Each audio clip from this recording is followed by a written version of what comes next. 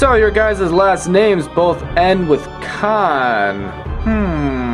Are you guys like brothers or something? Brutality.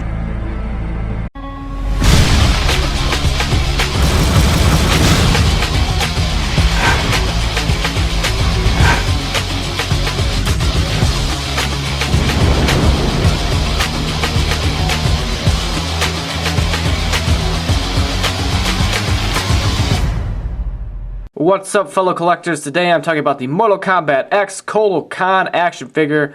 Very excited about this whole series, man. Tons of great figures.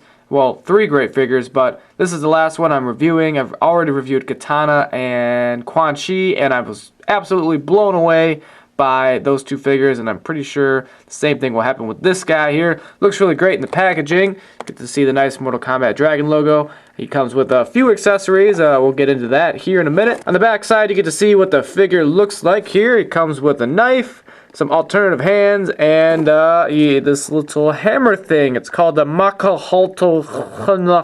whatever. You also get a nice biography about Kotal Kahn, so if you want to go ahead and read that, pause the video. So I'm going to go ahead and open this figure up and review it. Alright, I got Kotal Kahn opened up and out of the packaging, and I gotta say, this is probably actually my least favorite of the 3 figures that I've gotten. Not that it's a totally bad figure, but I do have a few gripes here and there that I'll discuss later on in the review.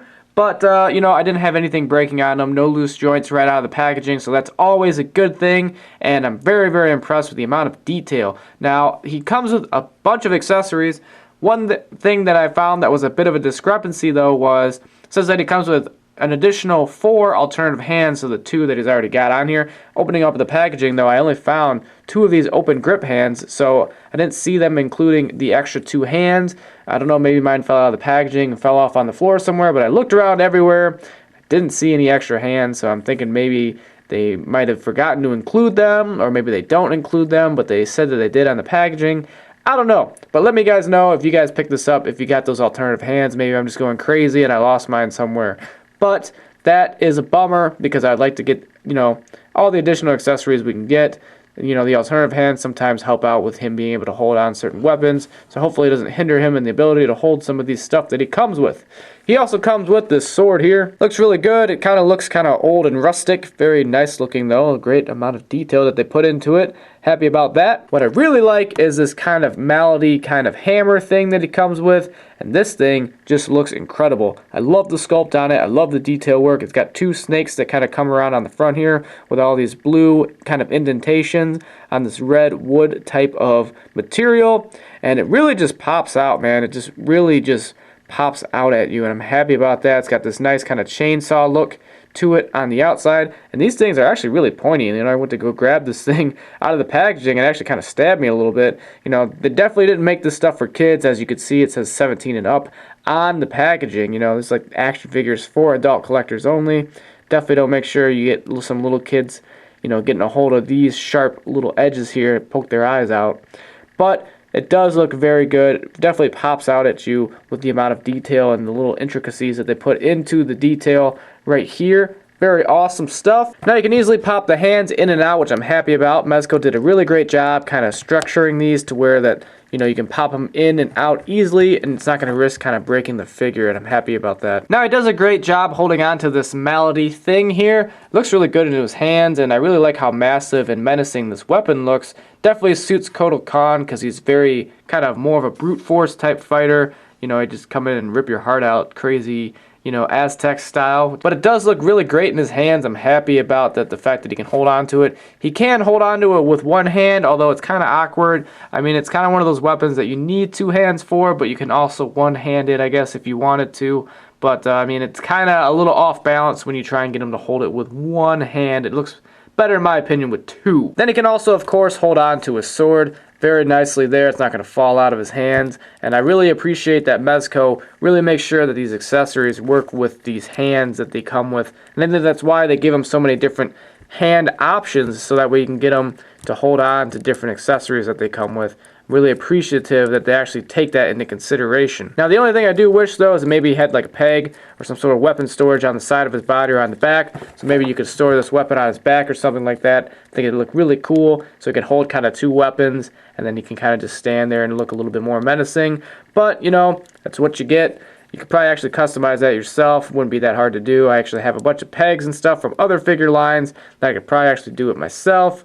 Might be a custom option I do in the future. Now, the detail all around this figure is absolutely amazing. I mean, this head sculpt is incredible. I love every little amount of detail and sculpting that they put into it. You can see all these little rivets and gold little indentations all around the armor. Really just makes this head sculpt popped out, and then you got these nice glowing kind of blue eyes right in there, and that just really makes the face sculpt pop out. You can see he's got a couple piercings up in his nose there. He's got a nice stern facial expression as well, which I think really suits the way Kotal Kahn looks for the most part in the game almost all the time. And I really like his hair there. He's got those braids. He's got a couple feathers coming out with different colors all on the feathers.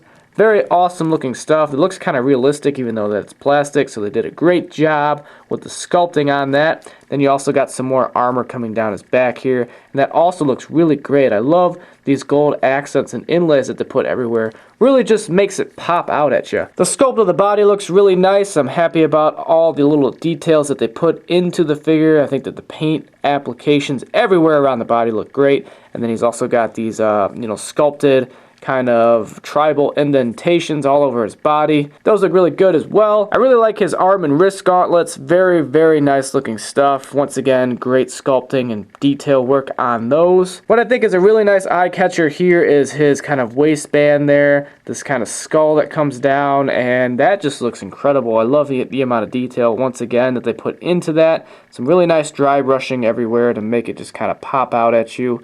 I like that skull and kind of crossbone look that they gave it, and this nice red kind of tarp coming down here.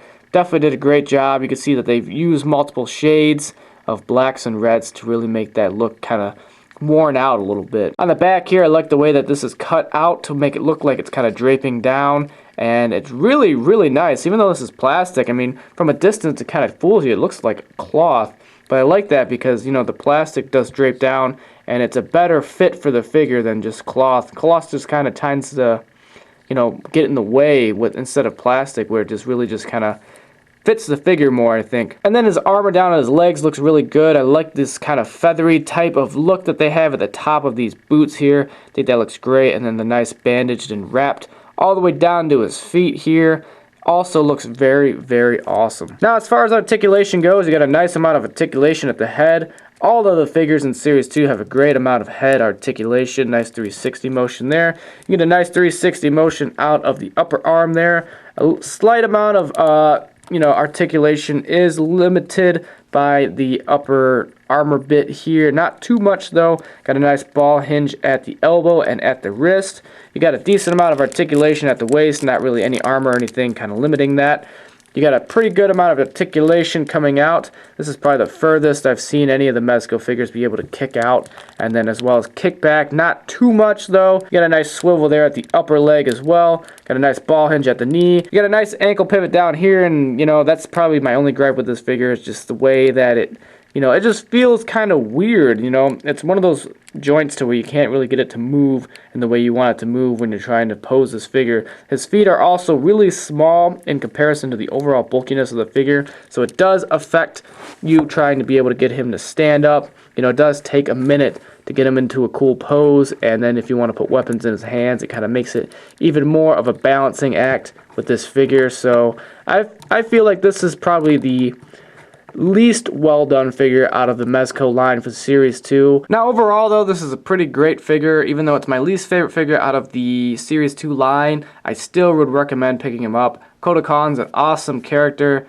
great new fighter, and for the Mortal Kombat line, I really liked him. A lot of times too with Mortal Kombat, I don't like some of the newer characters, but with Mortal Kombat X, I think all the new characters that they introduced were all really great characters, really well balanced and really good to fight with in the game. So it really just made me enjoy them more, and the storyline really just kind of brought them to life a little bit more, and I really did like them. So I would definitely recommend picking this guy up if you could find him. Make sure you check out Toys R Us or you know, Target, they both have these guys right in the aisleway. You'll be able to pick them up at retail price instead of buying them from online. You're going to get a little bit more of a higher price buying them from like an eBay or an online store.